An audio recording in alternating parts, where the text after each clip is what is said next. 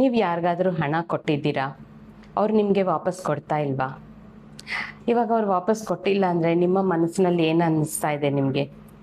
ಯಾಕಪ್ಪ ಹೀಗಾಯಿತು, ನಾನು ಯಾಕಾದರೂ ಹಣ ಕೊಟ್ಟನೋ, ಟೈಮಿಗೆ ಕರೆಕ್ಟಾಗಿ ಇವ್ರು ನನಗೆ ಹಣನೇ ಕೊಡ್ತಾ ಇಲ್ಲ, ಇವಾಗ ನಾನು ಏನು ಮಾಡಲಿ, ನನಗೆ ನೆಸೆಸಿಟಿ ಇದೆ, ಅವರು ಅಷ್ಟು ಕಷ್ಟ ಅಂತ ಬಂದಾಗ ನಾನು ಕೊಟ್ಟೆ, ಈಗ ನನಗೆ ಕಷ್ಟ ಬಂದಿದೆ ಕೊಡ್ತಾ ಇಲ್ವಲ್ಲ ಅಂತ ನಿಮ್ಮಲ್ಲಿ ಕೋಪ, ಭಯ, ದುಃಖ, ಆತಂಕ ಎಲ್ಲ ಶುರುವಾಗುತ್ತೆ.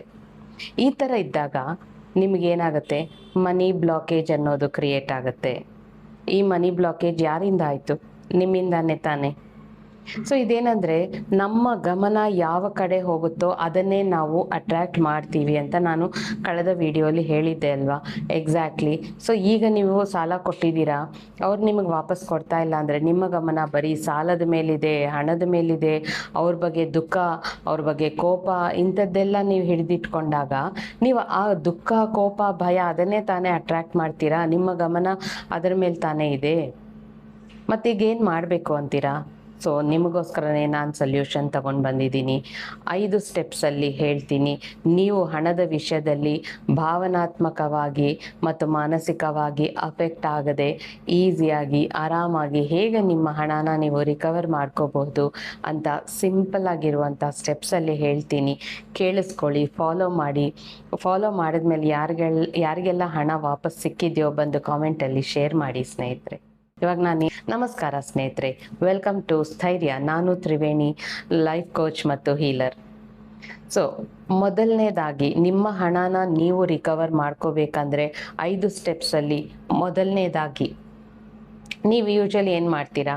ಹಣ ಸಿಕ್ಕಿಲ್ಲ ಅಂದಾಗ ಭಾವನಾತ್ಮಕವಾಗಿ ದುಃಖ, ನೋವನ್ನೇ ನೀವು ಒಳಗೆ ತಗೊಂಡಿರ್ತೀರಾ, ಹೀರ್ಕೊಂಬಿಟ್ಟಿರ್ತೀರಾ. ಅವ್ರು ಕೊಟ್ಟಿಲ್ಲ, ಯಾವಾಗ ಕೊಡ್ತಾರೋ, ಏನಾಗುತ್ತೋ ಏನೋ ಅಂತ. ಸೊ ಮೊದಲನೇದಾಗಿ ನಿಮ್ಮಲ್ಲಿರೋ ಆ ಭಯನ ಎಲ್ಲ ರಿಲೀಸ್ ಮಾಡಿ. ಫಸ್ಟು ನಿಮ್ಮ ಭಾವನೆ ಏನಿದೆ ಅಂತ ನಿಮ್ಮನ್ನ ನೀವು ಅರ್ಥ ಮಾಡ್ಕೊಳ್ಳಿ. ಎಮೋಷ್ನಲ್ ಆಗಿ ನೀವು ಏನಾಗ್ತಿದೆ ನಿಮಗೆ, ಅವ್ರಿಗೆ ಹಣ ಕೊಟ್ಟಾಗಿಂದ ಎಲ್ಲಿಂದ ನಿಮಗೆ ಈ ಥರ ಮೈಂಡು ನಿಮ್ಮದು ಒಂಥರ ರೆಸ್ಟ್ಲೆಸ್ ಆಗಿದ್ದೀರಾ ಅಂತ ಯೋಚನೆ ಮಾಡಿ. ಸೊ ಅದು ಫಸ್ಟ್ ಅವ್ರ ಬಗ್ಗೆ ಯೋಚನೆ ಮಾಡೋದನ್ನೇ ನಿಲ್ಲಿಸಿ. ಯಾಕೆಂದರೆ ಅವ್ರ ಬಗ್ಗೆ ಯೋಚನೆ ಮಾಡಿದಷ್ಟು ನಿಮ್ಮಲ್ಲಿ ದುಃಖ, ಆತಂಕ ಎಲ್ಲ ಜಾಸ್ತಿ ಆಗ್ತಾ ಇದೆ ಹೊರತು ಅವರಿಂದ ಹಣ ಅಂತೂ ಬರ್ತಾ ಇಲ್ಲ ತಾನೇ. ಮತ್ತು ಇವಾಗ ಒಂದು ಚೇಂಜ್ ಅನ್ನೋದು ಬೇಕು. ಮತ್ತೇನು ಮಾಡ್ತೀರಾ? ಚೇಂಜ್ ಅನ್ನೋದು ಬೇಕಂದಾಗ ಅವ್ರ ಬಗ್ಗೆ ವರಿ ಮಾಡ್ಕೊಳ್ಳೋದನ್ನ ನಿಲ್ಲಿಸಿ. ಸದ್ಯಕ್ಕೆ ಫಸ್ಟ್ ಸ್ಟೆಪ್ ಅದು. ಇಲ್ಲಾಂದರೆ ಅವ್ರ ಬಗ್ಗೆ ನೀವು ಯೋಚನೆ ಮಾಡಿ ನಿಮಗೆ ಅಫೆಕ್ಟ್ ಆಗ್ತಾ ಇದೆ, ನಿಮ್ಮ ಮೈಂಡ್ ಮೇಲೆ ಅಫೆಕ್ಟ್ ಆಗ್ತಾ ಇದೆ. ಸೊ ಮೊದಲನೇ ಸ್ಟೆಪ್ಪು ಅವ್ರ ಬಗ್ಗೆ ಯೋಚನೆ ಮಾಡೋದನ್ನು, ನೆಗೆಟಿವ್ ಆಗಿ ಯೋಚನೆ ಮಾಡೋದನ್ನು ನಿಲ್ಲಿಸಿ. ನಿಮಗೆ ಎರಡನೇ ಸ್ಟೆಪ್ಪಲ್ಲಿ ನಿಮಗೆ ಅವ್ರ ಮೇಲೆ ಕೋಪ, ದ್ವೇಷ ಇದೆಲ್ಲ ಬಂದಿರುತ್ತಲ್ವ, ಅವ್ರ ಹಣ ಕೊಟ್ಟಿಲ್ಲ ಅಂತ. ಸೊ ಈಗೇನು ಮಾಡಬೇಕು? ಅದನ್ನು ರಿಲೀಸ್ ಮಾಡಬೇಕು. ಯಾವ ರೀತಿ ರಿಲೀಸ್ ಮಾಡ್ತೀರಾ? ನಮ್ಮ ಹೊಪನೊಪನೋ ಇದ್ದೇ ಇದೆ. ಸೊ ಆರಾಮಾಗಿ ಕುತ್ಕೊಂಡು ಅವ್ರ ಬಗ್ಗೆ ನೆನಪಾದಾಗೆಲ್ಲ, ಅವ್ರ ಹಣ ಕೊಟ್ಟಿಲ್ಲ ಅನ್ನೋ ಥಾಟ್ ಬಂದಾಗೆಲ್ಲ ಆರಾಮಾಗಿ ಕುತ್ಕೊಂಡು ಹೃದಯದ ಮೇಲೆ ಕೈ ಇಟ್ಕೊಂಡು ಕಣ್ಣು ಮುಚ್ಕೊಂಡು ಅವರನ್ನು ಒಂದು ಸಲ ನೆನಪಿಸ್ಕೊಳ್ಳಿ. ಯಾವ ರೀತಿ ನೆನಪಿಸ್ಕೋತೀರಾ?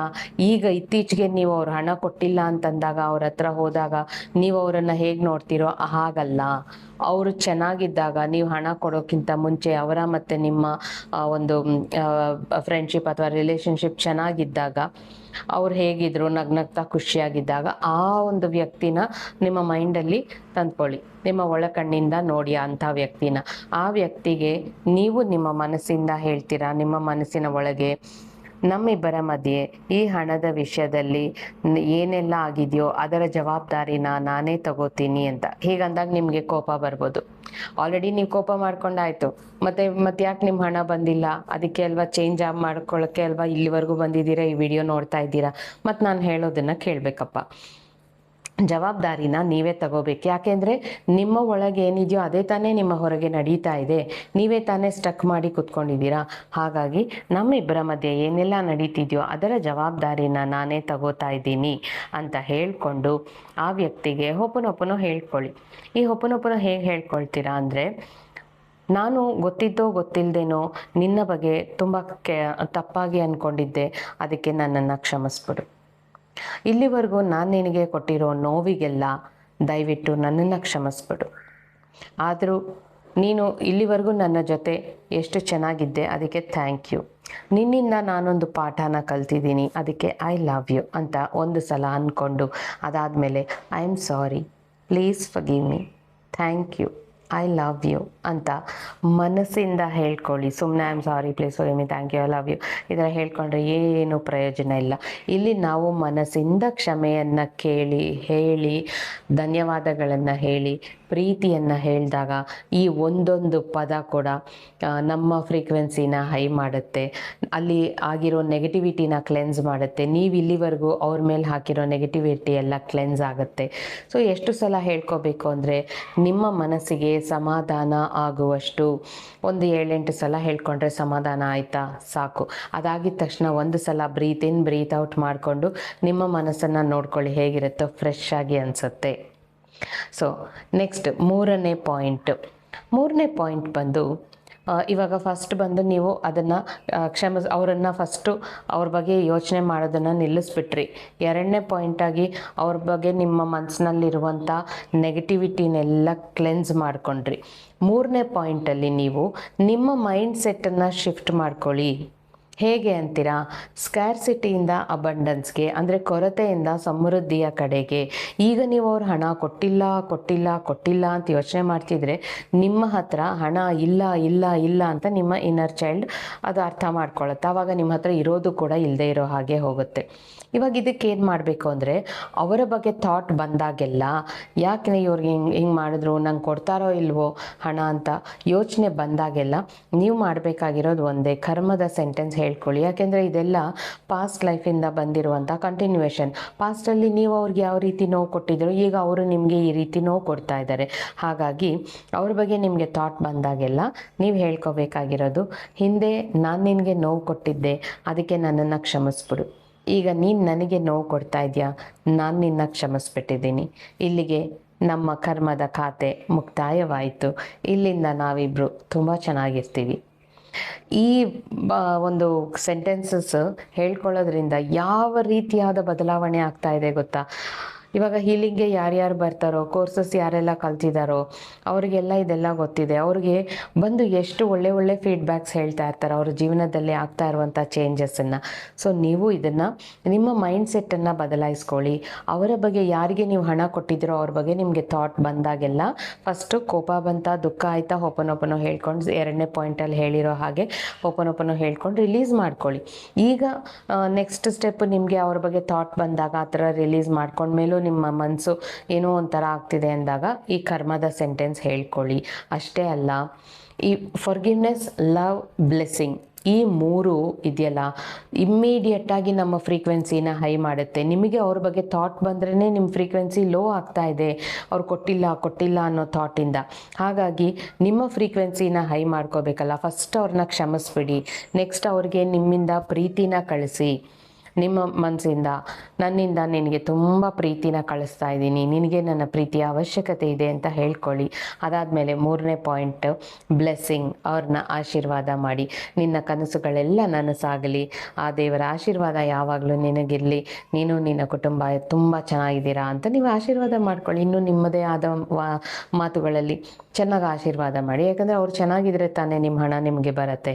ಹಾಗಾಗಿ ಸೊ ಮೊದಲನೇ ಪಾಯಿಂಟಲ್ಲಿ ಏನು ಮಾಡಿದ್ರಿ, ಸದ್ಯಕ್ಕೆ ಅವ್ರ ಬಗ್ಗೆ ನಿಮ್ಮ ಮನಸ್ಸಿನಲ್ಲಿರುವಂಥ ಆತಂಕನ ಬಿಟ್ಬಿಟ್ರಿ.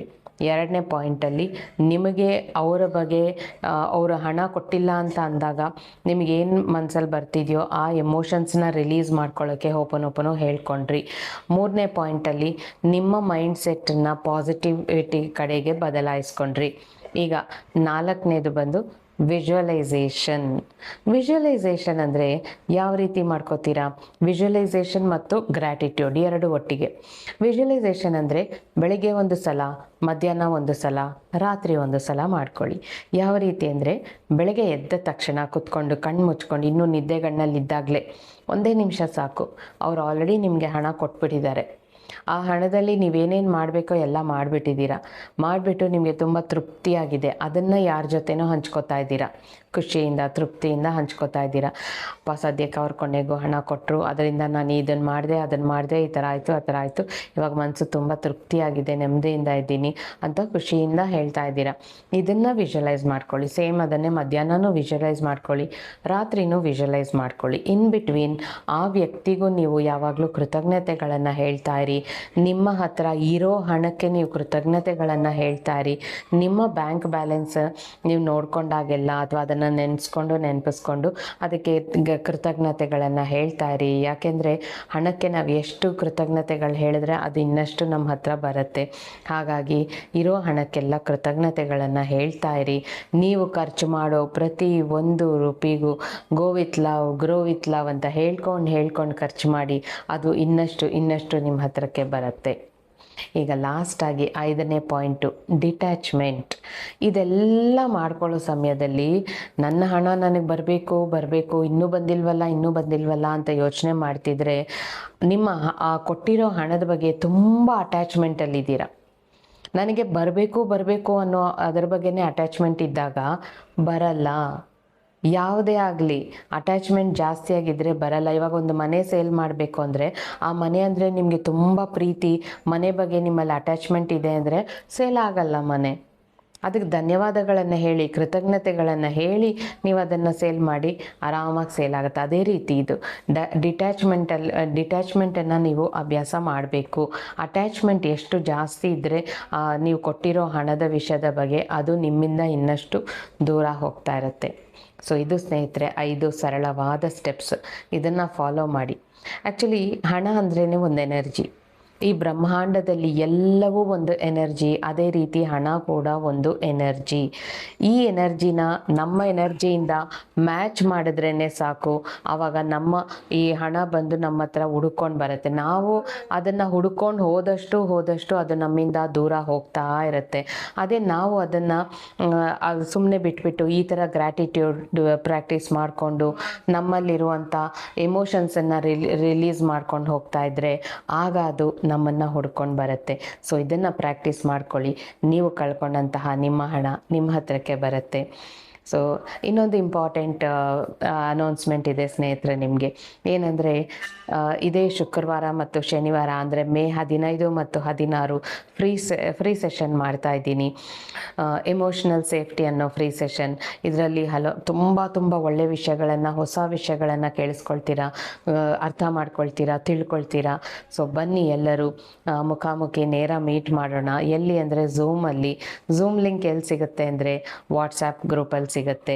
ನಮ್ಮ ವಾಟ್ಸಪ್ ಸ್ಥೈರ್ಯಾಗೆ ನಿಮ್ಮೆಲ್ಲರಿಗೂ ಸ್ವಾಗತ. ಬನ್ನಿ ಅಲ್ಲಿಗೆ, ಅಲ್ಲಿ ನಿಮಗೆ ಝೂಮ್ ಲಿಂಕ್ ಸಿಗುತ್ತೆ. ವಾಟ್ಸಪ್ ಲಿಂಕ್ ಎಲ್ಲಿ ಸಿಗುತ್ತೆ ಅಂದರೆ ವಿಡಿಯೋ ಕೆಳಗೆ ಡಿಸ್ಕ್ರಿಪ್ಷನಲ್ಲಿ ಸಿಗುತ್ತೆ. ಅದನ್ನು ಫಾಲೋ ಮಾಡ್ಕೊಂಡು ಬನ್ನಿ. ಸೊ ಅಲ್ಲಿಂದ ಎಲ್ಲರೂ ಶುಕ್ರವಾರ ಬನ್ನಿ, ಸಂಜೆ 5 ಗಂಟೆಯಿಂದ 6 ಗಂಟೆಗೆ ಬನ್ನಿ, ಎಲ್ಲರೂ ಅಲ್ಲಿ ಮೀಟ್ ಮಾಡೋಣ ಅಂತ ಹೇಳ್ತಾ ಇಲ್ಲಿಗೆ ನನ್ನ ಮಾತುಗಳನ್ನು ಮುಗಿಸ್ತಾ ಇದ್ದೀನಿ. ಇಷ್ಟೊತ್ತು ನನ್ನ ಮಾತುಗಳನ್ನು ಕೇಳಿಸ್ಕೊಂಡ ಪ್ರತಿಯೊಬ್ಬರಿಗೂ ನನ್ನ ತುಂಬ ಹೃದಯದ ಧನ್ಯವಾದಗಳು ಸ್ನೇಹಿತರೆ. Thank you so much. Bye.